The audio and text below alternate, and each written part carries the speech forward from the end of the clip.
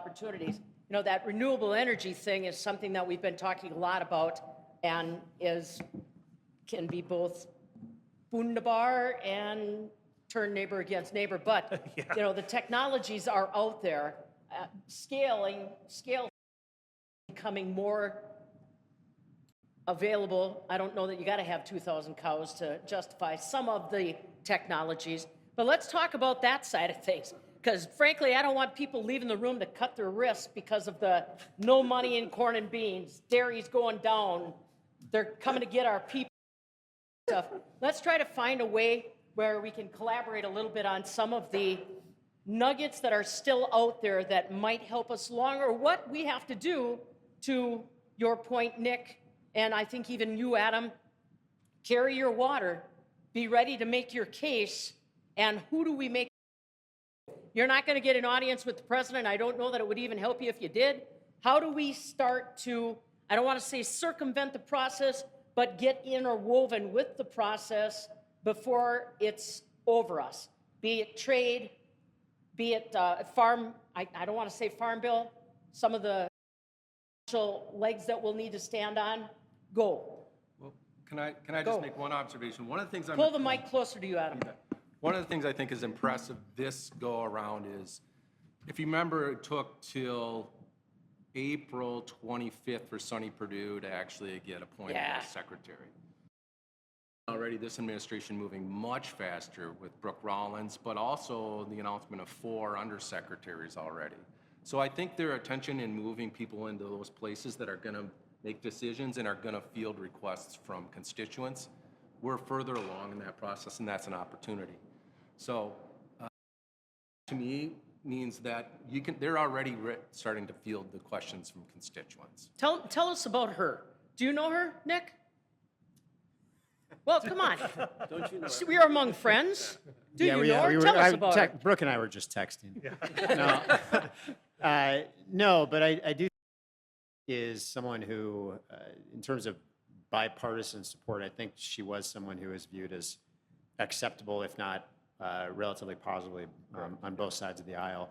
I'll take my opportunity to take a shot at Texas A&M in the South. She is a Texas A&M grad, unfortunately, but probably still pretty good. So. Yeah. No, but I do think overall the views of her are positive. You know, again, both sides of the aisle.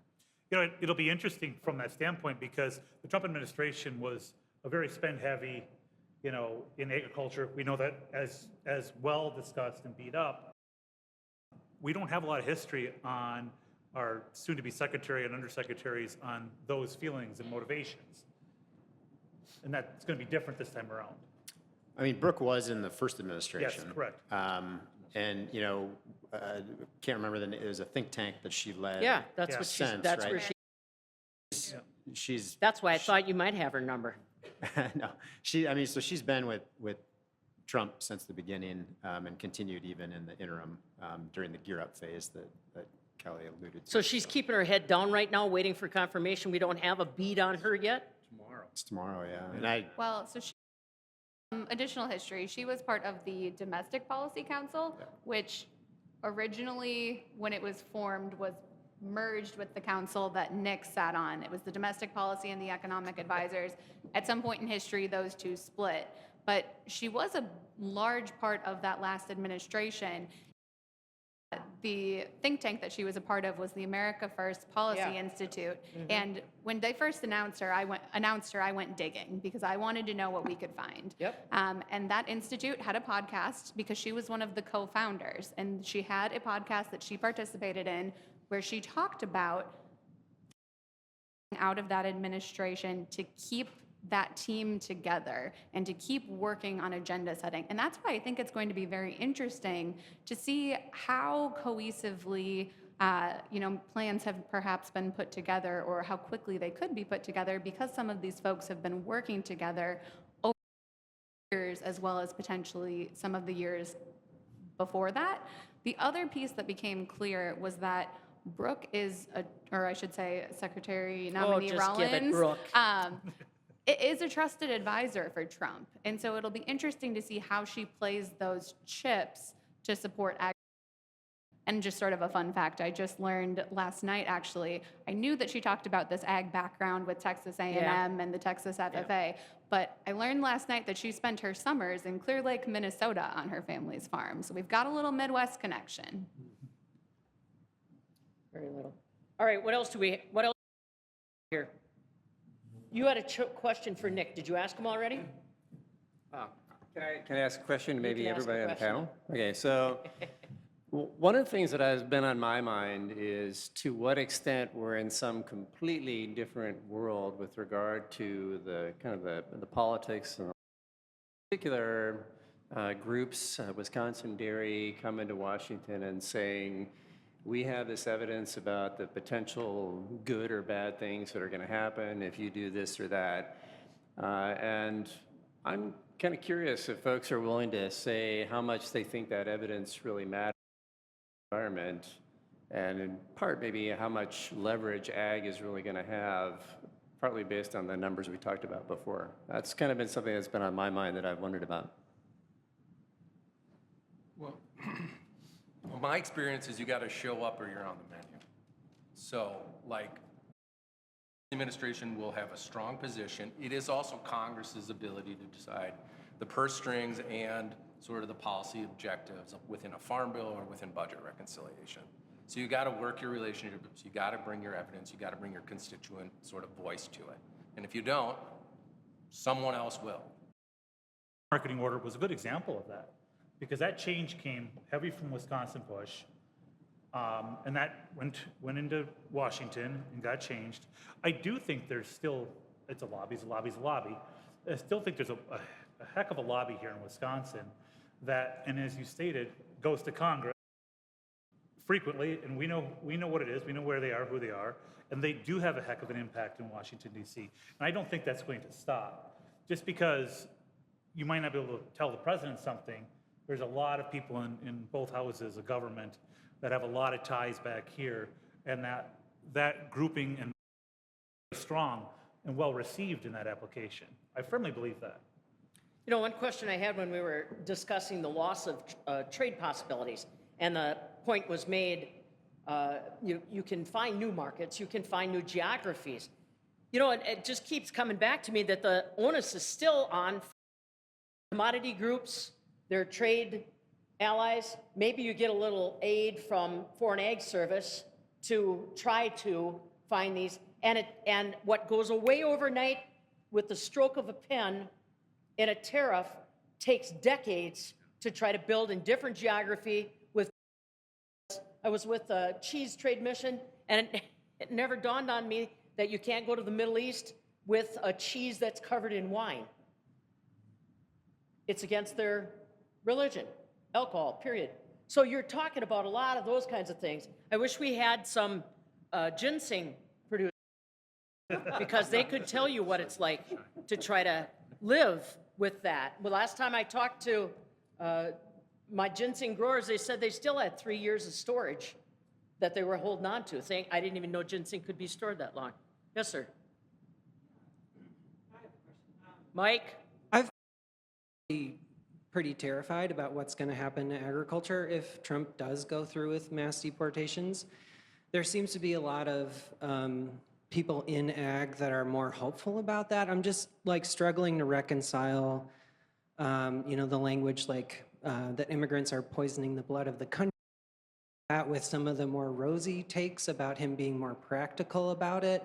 My dad's an immigrant from Sweden. I don't think he was talking about Swedish people poisoning the blood of the country.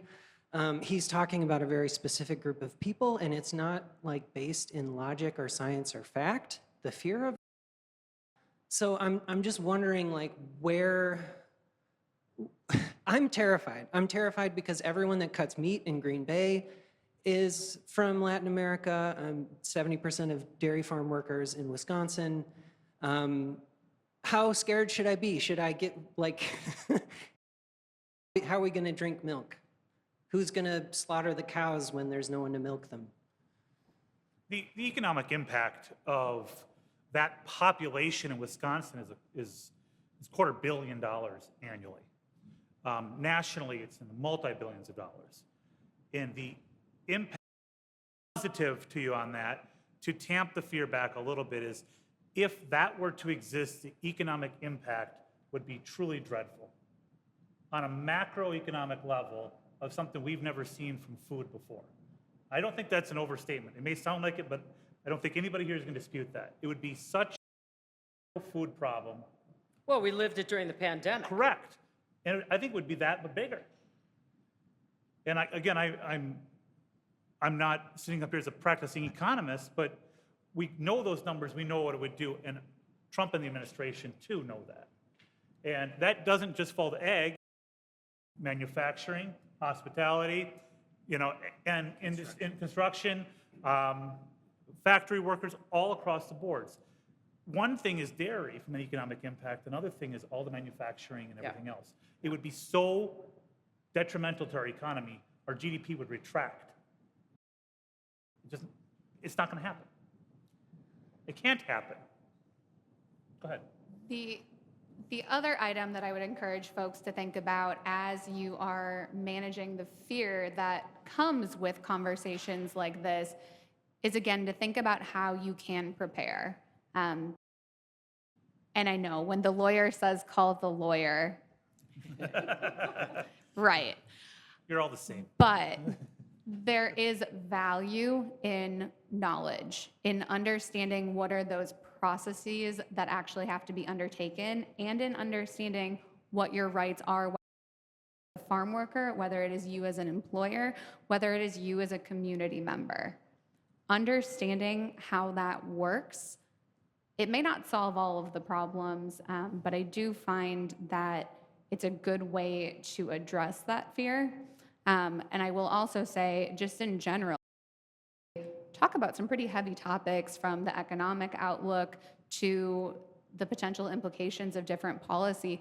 Never forget that we have some great farm stress resources available through the Department of Ag, through Extension, that we're happy to connect We'll be you with. serving farm stress enhancers after the conversation. Let me ask you this. Let's hold up just a second here. Let's take it a little different direction. So conversations have been had about cleaning house at EPA. Let's get some things done without regulatory ad nauseum. Let's assist in getting some new technology to production agriculture to do a better job, more efficiently, et cetera. Let's talk about Kennedy. Everybody going to be healthy. We're going to work on you being healthy. Now, how's that going to look? How is USDA going to engage? How is that going to impact agriculture domestically? Let's go that route. Take it. It's a free ball. Let's talk about regulation generally. So one of the executive orders that came out last night was President Trump restoring his original order that when proposing a new rule, agencies are going to have to identify 2 regulations for repeal. He also reinstated the agency guidance is not binding, and that legal consequences should not be coming from guidance that has not gone through the public comment process. So we're certainly going to see some regulatory, I'll say, reform or some changes to how that process works.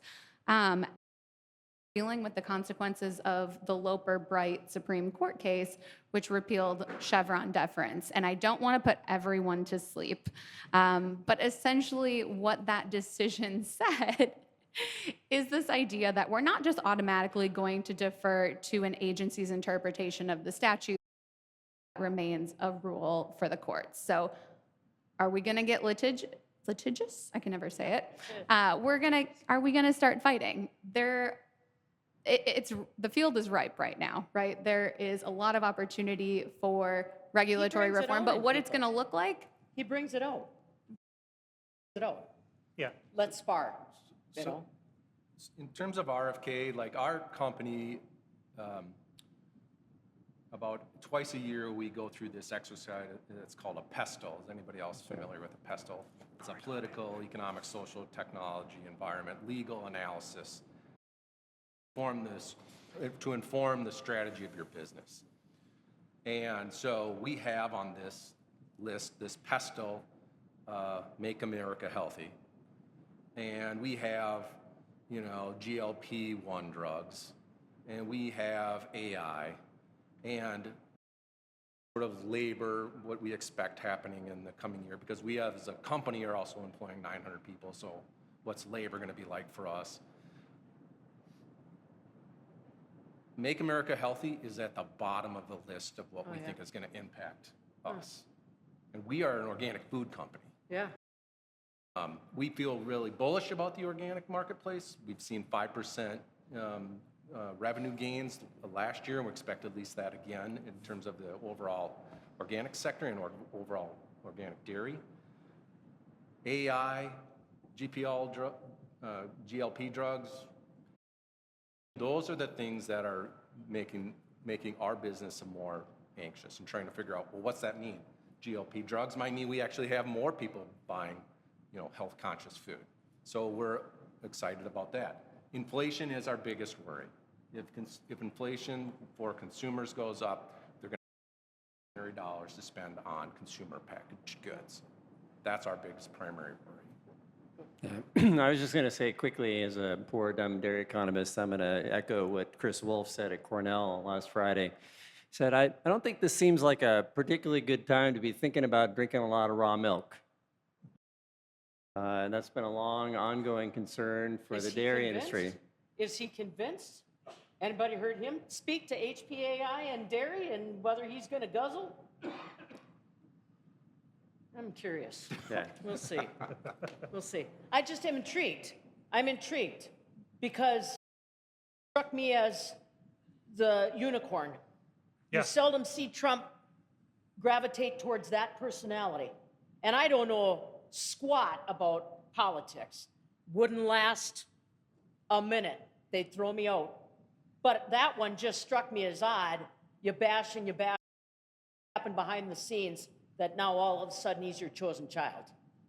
So, yes, Paul, Yeah, I it's have a your show. Go ahead. I have a quick question, and we're missing Chris, and Yeah. Adam, you're closest we have to this. I'm sort of, so much we focus on the farm levels impacts of so many of these things, like trade, what's going to happen to the rest of the supply chain, the people who take the raw product from the farm and turn it, move it down the supply chain? Have you, even Cody, you play in that space some. What are some of your concerns? Do you need to get your lawyer on staff ready in case they come in and visit? Are you worried about tariffs and stuff like that on the supply chain? We have a lot of cheese made in the state. Anyone has any thoughts on that? Do you want him to take the Panama Canal? Panama. Oh, Panama. We're taking over Panama. Don't put that in the paper. To your point, number one, and to echo your sentiment, you should understand legally what you're doing. And that doesn't just apply to labor, it applies across the board on trade and tariffs. Downstream and upstream is going to be affected. We look at tractors and machinery made in Mexico, going to be directly impacted on those tariffs. And a vast majority of our tractors, 175 horse and down, are made in Mexico. So downstream is going to be affected, upstream is going to be affected. Your packaging imports, all that stuff has a microeconomic impact on the macro. Fertilizer? Product. Fertilizer, of course. All fertilizer comes in from overseas. And those markets weren't attacked last time. The tariff market on fertilizer wasn't really hit hard because we had that space. We did see a little a hit. We had a greater issue during COVID on fertilizer, but those are your largest inputs that we're looking at. So to that point, when we look at those practices and going in and trying to fight for canals, that also takes a lot of political capital and energy. And that type of political capital and energy can detract away from some of these other things. It's going to take a lot of political capital to push on Panama or Greenland, which is a good thing in the essence that it detracts from some of this other stuff. So, Paul, in the comments I made earlier, sort of highlighted some of the farm income type impacts as being something I think is important. But I think clearly there would be some pretty substantive impacts throughout the rest of the dairy supply chain, all the way through thinking about transportation, thinking about logistics companies. Didn't really talk too much, although it's been floated a bit in this part of the conversation, is there's a broader set of potential macroeconomic impacts that I don't really think that much about, but I tried to read up a little bit. We can think about what happens with exchange rates broadly. Many economists are expecting an appreciation of the US dollar, at least That doesn't help make our products more affordable, and that affects, again, the whole dairy supply chain. We haven't talked too much about interest rates, but the inflation can also be associated with that.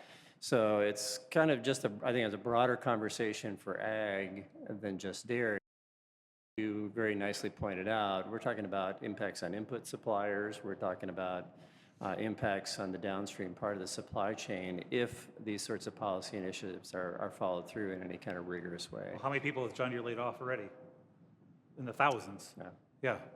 Well, sorry, jump in here. I think, one thing I don't think any of us have said directly, I think we've alluded to it, and Paul's question kind of gets at it, what Chuck just said gets at it. So if you look at the administration's kind of signature initiatives, if you will, throughout the campaign, there's a couple that are pretty with one of the big reasons he was credited with winning this election, and it is the inflation issue. The immigration and trade stuff is going to be highly inflationary, potentially. And I'll be really curious if he is in round 2 at getting things implemented quickly on the trade front and the immigration front. What are the midterm elections going to look like in terms of response to that? Yeah. I stopped at Quick Trip on the way home from dinner last night because I was going to stock up on bacon because I thought it was going to be back down to pre-pandemic price levels, but prices yet. So I don't know when that's happening. But. Let's push pause for just a second. Do you still have a pulse out there, recognizing that this is a lot to scare you today? You'll be thinking about this on the way home, I'm almost sure. Let's just take a breath for a second.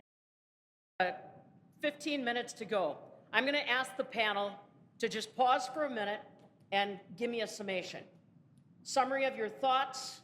Maybe you said them already, maybe you have kind of been thinking about them, but I want you to just think of a summary statement that kind of puts a bow on today, and then we're going to break as friends, colleagues, peers, and allow individuals to approach you on their own if they do not feel comfortable speaking in front of the masses. And I'm going home to take a nap. But feel free, just give it 5 seconds. All of the sponsors that helped to make this opportunity possible today, both on the UW-Madison campus as well as our Wisconsin commodity groups and supporters off campus. Like I said, I commend Paul and Jeremy for putting together a program that changed it up this year to address, obviously, something that could be not just for Wisconsin agriculture, but agriculture not on the short, but on the long, all the way around, regardless of what we're growing or what we're seeing. I still feel confident about Wisconsin agriculture. One thing that keeps going through my head are conversations I've had with people that are in the crosshairs of some of them, reminding me that what we do in Wisconsin, our uniqueness in Wisconsin in many areas of agriculture cannot be replicated, duplicated, or supplanted quickly, if at all. You want Limburger cheese?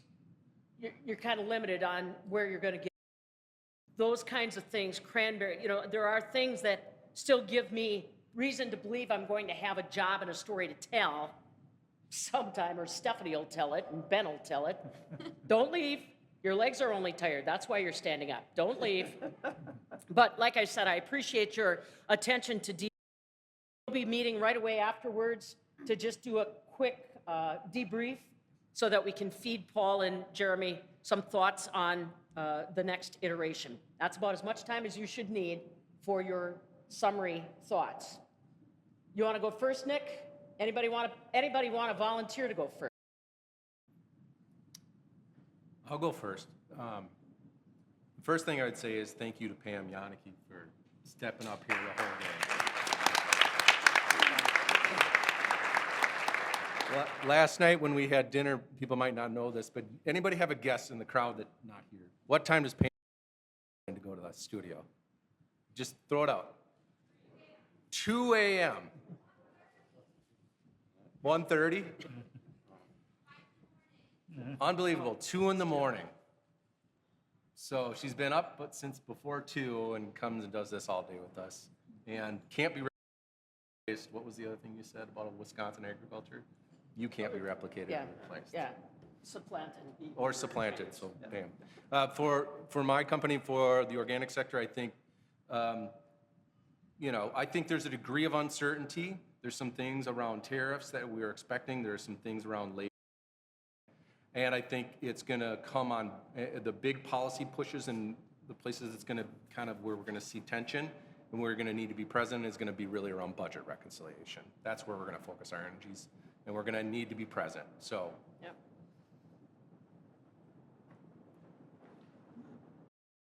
Wisconsin farmers are resilient. Look at the weather today, and yet how many of you are here, and how many folks were out milking cows and feeding animals this morning and will be tonight as well? Wisconsin farmers are resilient. That doesn't mean that we're not facing some potentially economic circumstances and some potentially challenging policy implications. What we're hoping to do with the panel today, or at least what I hope to do, is always to give you information, to make you aware of risks. It's not because I love being a thunder on your sunny day, but it is because you can only move forward with planning when you've got that information. And I really encourage our farmers and agribusinesses in the audience and those that support them to really focus hard on what you can do in managing your situation with your farmer agri to make it through these challenging times, but know that you're not alone. She was an Allison Dairyland candidate. Can you feel it? Can you feel it? Love it. Yeah. Let me go. First, I want to say thank you to Pam, too, and mostly I want to say thank you for not coming up with any new nicknames for me this time around. My this that I'd like folks to kind of remember is if we substantively implemented some of the policy ideas that have been proposed and talked about prior to the inauguration, I think that will pose some pretty significant economic challenges for Wisconsin and the U.S. more generally. That said, there are bright spots in terms of long-term possibilities for growth, especially with growing demand for dairy products globally. And we just want to make sure that we can stay in the race for that to be. Only place in the world that can expand on dairy.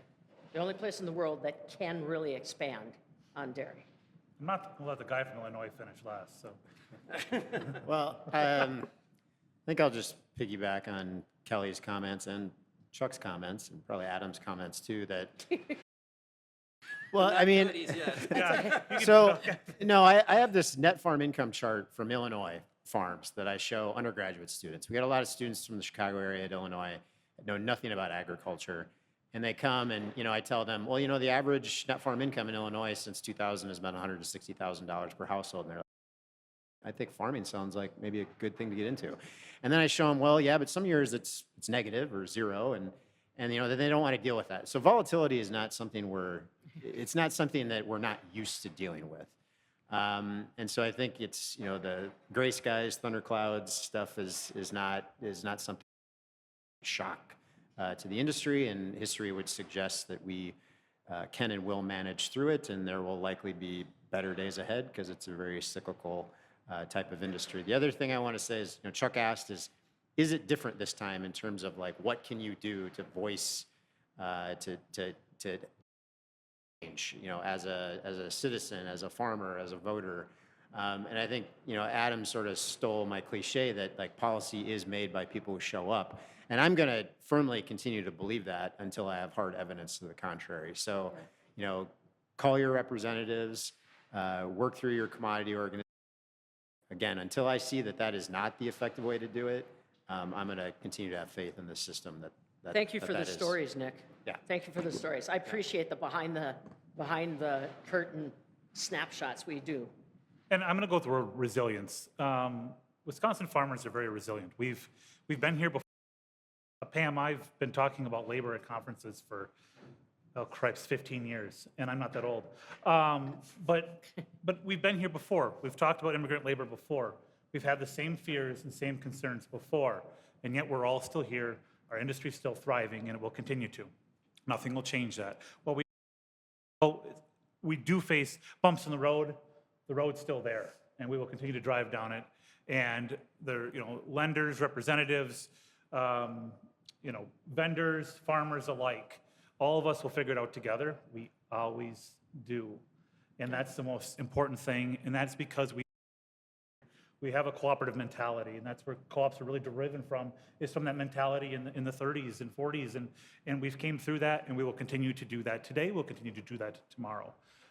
So I guess resilience is my word for that. And again, thank you, Pam, and thank you for Dr. Paul Mitchell. I said Fricky. Thank you, Dr. Paul Mitchell. He hates when I say doctor, but he was my mentor and one of my advisor and my professor here. And thanks for having me back. I appreciate it. Very good. Again, thank you so much for your participation and cooperation on this Tuesday after Inauguration Day.